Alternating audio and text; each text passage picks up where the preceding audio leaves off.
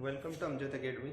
हम लोग आज स्टार्ट करेंगे मैट्रिसेस में सेकेंड स्टेप, मतलब एलिमेंट्री ऑपरेशन। ट्रांसफॉर्मेशन भी हम इसको बोलेंगे और इसको हम ऑपरेशन भी बोल सकते हैं। मगर हम वीडियो स्टार्ट करने से पहले जो हमारी इसके पहले की जो वीडियो थी, हमने उसमें गलती किया था कि हमने किसी मैट्रिक्स स्केलर से हमने अगर मल्टीप्लाई करें, मतलब हम कोई एक मैट्रिक्स ले लेंगे, तो जो हम स्केलर से अगर किसी मैट्रिक्स को मल्टीप्लाई करें तो वो जितने भी मैट्रिक्स के एलिमेंट है उसके साथ मल्टीप्लाई होगा। तो ये 4 1 2 पिछली वीडियो में हमने सिर्फ एक कॉलम के साथ ही लिया था, तो ये जितने भी मैट्रिक्स के एलिमेंट रहेंगे उसके साथ मल्टीप्लाई होगा।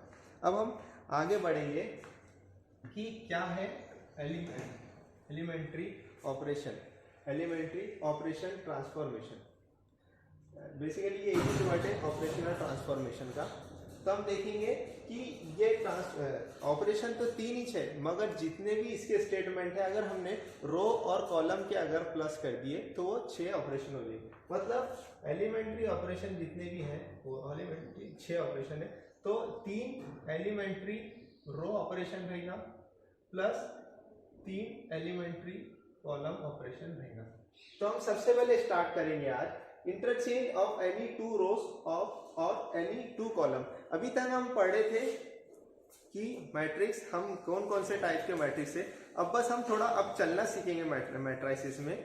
तो हम बेसिकली अब कोई भी रो को इंटरचेंज हम कैसा करेंगे तो हम वो देखेंगे। फर्स्ट ए वाला हम कोई भी एक मैट्रिक्स ले लेंगे। मान लीजिए हमने कोई एक मैट्रिक्स ले लिया 1 2 3 4 5 6 7 8 9। अब ये हम ये पॉइंट पाएंगे इंटरचेंज ऑफ एनी 2 रोज, मतलब इंटरचेंज ऑफ एनी 2 रोज और एनी 2 कॉलम। मतलब हम इसमें ये ऑपरेशन अगर हमने लगाए तो हम कोई भी रो को इंटरचेंज या कोई भी कॉलम को हम इंटरचेंज कर सकते। तो वो ऑपरेशन क्या रहेगा, हम ले लेंगे R1 इंटरचेंज R2। इसका मतलब क्या है, मतलब हम कोई भी मैट्रिक्स के ये रो को और दोनों रो को हम चेंज कर सकते। तो हम इसको कैसे देखेंगे, अगर हमने ये किसी मैट्रिक्स पे ऑपरेशन लगा दिया तो वो ऐसा समझ लेना कि ट्रांसफॉर्म हो चुकी है। मतलब हम जो मैट्रिक्स हम लिखेंगे ये ऑपरेशन के बाद ये और ये मैट्रिक्स में फर्क आ जाएगा। तो हम देखेंगे कि हमने रो को इंटरचेंज करें R2 से, तो R2 ऊपर आ जाएगा। जब फर्स्ट रो थी वहां सेकंड आ जाएगा, जो सेकंड थी वो फर्स्ट आ जाएगा। तो ये हमारी R1 R2 है और ये थर्ड में कोई बदलाव नहीं आएगा क्योंकि हमने ऑपरेशन क्या लगाया कि R1 इंटरचेंज R2। तो जो रहेगा R2 ऊपर आ जाएगा, फर्स्ट बन जाएगा और सेकंड हो जाएगा और थर्ड एज इट इज रहेगा। ये हो गया हमने रो के लिए पढ़े, रो के लिए। वैसे अगर हम इंटरचेंज अगर करना चाहे तो इसको हम कॉलम में भी कर सकते। कॉलम हम कोई भी एक मैट्रिक्स ले लेंगे, ये मैट्रिक्स हम ले लेंगे 1 2 3 4 5 6 7 8 9।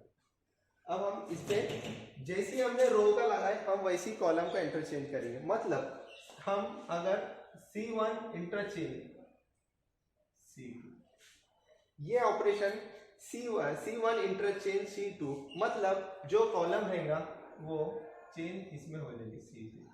हम जो कॉलम पे ऑपरेशन लगा रहे हैं बस वही चेंज होगा। जो हम जिस पे हम ऑपरेशन नहीं लगा रहे वो एज इट इज ही रहेगा। तो हम जो एज इट इज है हम उसको पहले लिख डालेंगे और इसको कोई भी ऑपरेशन लगाने के बाद जो मैट्रिक्स ट्रांसफॉर्म हो चुकी होती है तो हम इसको इक्वल टू के बजाय ये साइन लगाते हैं। हम इसको इक्वल टू ही बोलेंगे और जो चेंज जो हुई हम उसको एज इट इज लिख डालेंगे 3 6 9 और जो चेंज हुई है 2 5 6 1 4 7। अब आप सोच रहे होंगे कि हमने तो ये इस पे ऑपरेशन लगा दिए रो का और कॉलम का। बेसिकली आपके दिमाग में ये चल रहा होगा कि ये आया कहां से, हम किस बेस पे इसको ले रहे कि रो को भी चेंज कर दे रहे, मैट्रिक्स की कॉलम को भी चेंज कर दे रहे। तो बेसिकली आपको समझाने के लिए हम एक इक्वेशन ले लेंगे। हम ये मैट्रिक्स इक्वेशन बना लेंगे देखिए x plus 2y plus 3z, वैसे हम 4x plus 5y plus 6z 7x plus 8y plus 9z। अब ध्यान से देखना, अगर मैं सिस्टम ऑफ इक्वेशन के कोएफिशिएंट की अगर मैट्रिक्स बना दूं, क्या सिस्टम ऑफ इक्वेशन की अगर मैं कोएफिशिएंट की अगर मैट्रिक्स बना दूं तो ये कैसी दिखेंगी? 1 कोएफिशिएंट हम इसका लेंगे, 2 3 4 5 6 7 8। ये हम बताना चाह रहे हैं कि एलिमेंट्री ऑपरेशन कहाँ से आया। अब हम अगर ये इक्वेशन को मैं ऊपर लिख दूं और इसको नीचे लिख दूं तो कोई फर्क आएगा क्या? नहीं आएगा। तो वैसे ही हमने ये मैट्रिक्स में करें, R1 इंटरचेंज R2, कोई फर्क आया क्या इसमें? नहीं।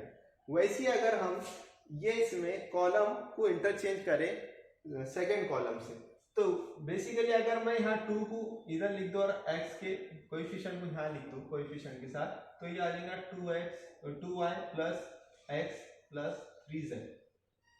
तो वैसे ही y के एलिमेंट यहाँ आ जाएंगे, x के यहाँ आ जाएंगे, z के यहाँ।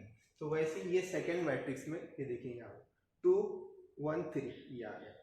तो बेसिकली अगर जाने तो इंटरचेंज अगर हम किसी मैट्रिक्स में करें तो उसका कोई फर्क नहीं पड़ने वाला है, मगर हम आगे देखेंगे कि ये होता क्या है। ये समझ लीजिए, और ये कोएफिशिएंट की मैट्रिक्स आ गई।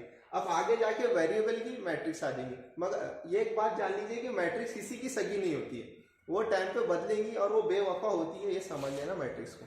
तो अलग अलग टाइम पे अलग अलग रिप्रेजेंट करेंगे मैट्रिक्स को। अब हम इसके बाद देखेंगे कि हम मल्टीप्लिकेशन अगर हम किसी एलिमेंट या रो के साथ करें तो हम उसको कैसा करेंगे। तो ये मैं मैट देता हूँ। हम देखेंगे कि हमने अभी ये चेंज हमने क्या किया कि R1 इंटरचेंज R2 गया, किसी रो को हमने चेंज किया। अब हम पढ़ेंगे कि किसी रो या कॉलम को हम मल्टीप्लाई कैसे कर सकते नॉन जीरो स्केलर से, तो हम वो देखेंगे। अब हम मान लीजिए हम ये तो हो गया इंटरचेंज हमने करना सीख लिए। अब हम मल्टीप्लाई करेंगे किसी रो या कॉलम को, तो हम एक मैट्रिक्स ले लेंगे A 1 2 3 4 5 6 7 8। अब ये देखिए हमको ये रो को मल्टीप्लाई करना है नॉन जीरो स्केलर से, तो हम इसको कैसा करेंगे? इस पे एक ऑपरेशन लगाएंगे R2 इंटरचेंज 2R। मतलब मैट्रिक्स के जितने भी ये रो रहेंगे उस पर कोई चेंज नहीं होगा। इस पे ऑपरेशन क्या है? R2। अगर यहाँ R1 होता तो हम सिर्फ R1 पे चेंज करते, तो यहाँ R2 है तो हम R2 पे चेंज करेंगे। तो ये मैट्रिक्स ट्रांसफॉर्म्ड हो चुकी है। तो हम क्या करेंगे, जिस पे हमको मल्टीप्लाई करना है तो उसको हम अभी छोड़ के जो काम की नहीं है हम उसको पहले लिख डालेंगे, तो आपकी कंफ्यूजिंग दूर हो जाएगी। वैसे अगर अब ये देखिए R2 को हमको जो रो है उसको 2 से मल्टीप्लाई करना है, तो ये 2 से क्या हो जाएंगी 8 10 और 12, 2 से मल्टीप्लाई करना है। ये हो गया रो के लिए ऑपरेशन हो गया। वैसे ही हम कॉलम के लिए देखेंगे। कॉलम के लिए हमें यही मैट्रिक्स ले लेंगे 1 2 3 4 5 6 7 8। अब ये देखिए हमने ये लिया कि रो को हम मल्टीप्लाई कर सकते हैं, वैसे ही हम कॉलम को मल्टीप्लाई करेंगे। तो कॉलम कौन कौन से रहेंगे? C1 C2 C3। अब आपको बोले कि C3 को मल्टीप्लाई करो 2 से, तो हम उसके ऑपरेशन क्या लगेंगे? C3 मल्टीप्लाई 2 से। कोई भी वहां 2 नॉन जीरो स्केलर बोला, मतलब हम कोई भी स्केलर से 2 3 4 ऐसा कर सकते हैं। तो जिससे हमको मल्टीप्लाई, जो रो मल्टीप्लाई नहीं होगी हम उसको एज इट इज लिख देंगे 1 4 7 2 5 8। अब ये देखिए जो हमको C3 को 2 से मल्टीप्लाई करना है तो ये क्या आ जाएगा 6 12 18। मतलब 2 into 3 6 into 2 9 into, तो ये देखेंगे 6, 12, 18। ये हमने पढ़ा रो का और कॉलम का। अब हम इसके बाद पढ़ेंगे कि करस्पॉन्डिंग एलिमेंट को मल्टीप्लाई करके हम किसी एक रो में कैसा ऐड करेंगे। अब हाँ, एक डाउट आपके उसमें आ रहा होगा दिमाग में कि सर हम ये एलिमेंट्री ऑपरेशन क्यों कर रहे हैं, इसका यूज क्या आएगा। तो अभी हम सिर्फ और सिर्फ अभी ऑपरेशन ये क्या होते हैं बस उस पे ध्यान देंगे।